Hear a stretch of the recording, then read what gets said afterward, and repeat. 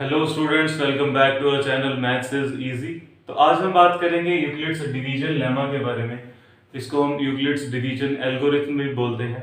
तो सबसे पहले हमें ये पता होना चाहिए कि ये किसके लिए डिफाइंड है। तो ये ऑल पॉजिटिव इंटीजर्स के लिए डिफाइंड है एक्सेप्ट जीरो, जीरो इंक्लूडेड नहीं है।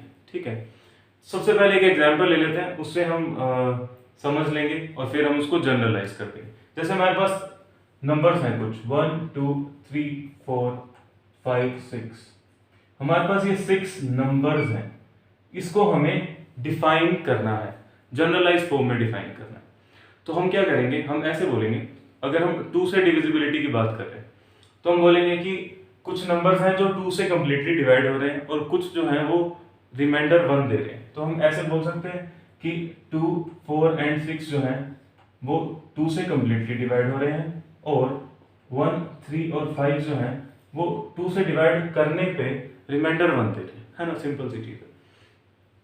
तो अब ये 2 से कंप्लीटली डिवाइड हो रहे हैं तो हम इसको क्या लिख सकते हैं, जैसे 10 जो है वो 2 से कंप्लीटली डिवाइड हो रहा है 2 into 5, या 8 है जो कंप्लीटली डिवाइड हो रहा है 2 into 4। तो 2 into समथिंग टाइप होगा। तो हमने इसको जनरलाइज कर दिया, हमने कहा ये 2 क्यूब है। ठीक है, 2 into 1 2 into 2 2 into 3।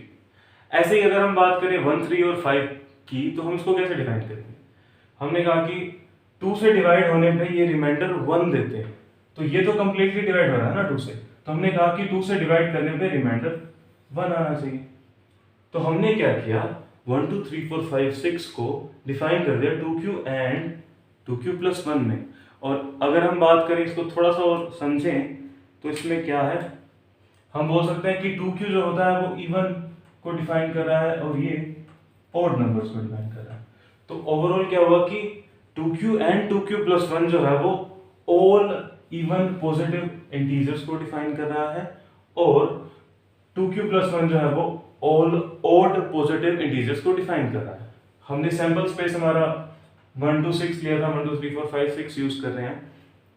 तो यही चीज हम ऑल पॉजिटिव इंटीजर्स के लिए डिफाइन कर सकते हैं, है ना। तो हमने कहा कि इसको हमने कहा इवन और ऑड, इवन और ऑड, ऑल पॉजिटिव इंटीजर्स को इवन और ऑड में डिफाइन कर देते हैं।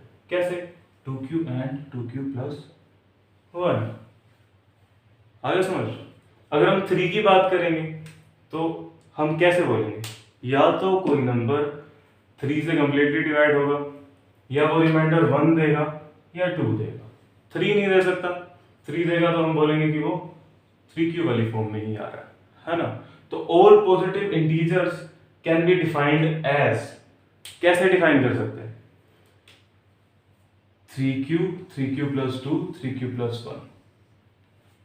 ठीक है, इसमें से 3q एंड 3q प्लस 2 जो है वो इवन को डिफाइन कर रहे हैं। सिंपल सी बात है। ऐसे ही अगर हम 4 की डिविजिबिलिटी की बात करें, 4q plus 2 4q plus 1 4q plus 3, ये जो दो हैं फॉर्म्स ये डिफाइन कर रही हैं ऑड पॉजिटिव इंटीजर्स को, और ये 4q एंड 4q प्लस 2 जो है वो डिफाइन कर रही हैं ऑल इवन पॉजिटिव इंटीजर्स को। तो ऐसे ही हम जनरलाइज कर सकते हैं, बिल्कुल सिंपल सी चीज है। हाँ, हमने एक चीज देखी, 2 से डिवाइड कर रहे हैं तो रिमाइंडर या तो 0 आ रहा है या 1 आ रहा है, 2 नहीं आ सकता। पता है हमें 2 से आया, 2 रिमाइंडर आया तो वो इसके अंदर आ जाएगा, है ना। 6 की बात करेंगे, अगर हम उसको डिवाइड कर रहे हैं 2 से तो हम क्या बोलेंगे, 2 into 2 प्लस 2 या फिर 2 into 3, सीधा ही। तो हम बोलेंगे वो 2q में आ रहा है। ऐसे ही सिमिलरली हम बोल सकते हैं किसी भी नंबर के लिए, हम किसी से भी डिवाइड करके हम पूरा प्रोसेस बना सकते हैं। तो ओवरऑल इसको, इस पूरे प्रोसेस को जनरलाइज कर लेते हैं। ऑल पॉजिटिव इंटीजर्स को हम कैसे लिख सकते हैं, इस फॉर्म में लिख सकते हैं, 3 वाली में लिख सकते हैं, 4 में लिख सकते हैं, 5 में लिख सकते हैं, 6 में लिख सकते हैं, जिसमें मर्जी बोला हो हम लिख सकते हैं, है ना। तो late a be any positive integers where b can be 2 3 4 5 6 according to question।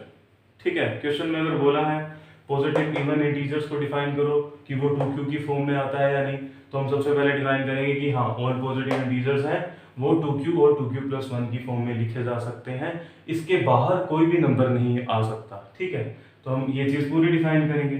फिर इसको जनरलाइज किया हमने, a is equal to b q plus r, तो हम यहाँ लिखेंगे अगर 2q का केस है तो हम b को 2 पुट करेंगे, r हमारा 0 से 2 इंक्लूडेड नहीं है यहाँ पे, यहाँ ध्यान रखना, क्योंकि 2 तो हम ले ही नहीं सकते ना।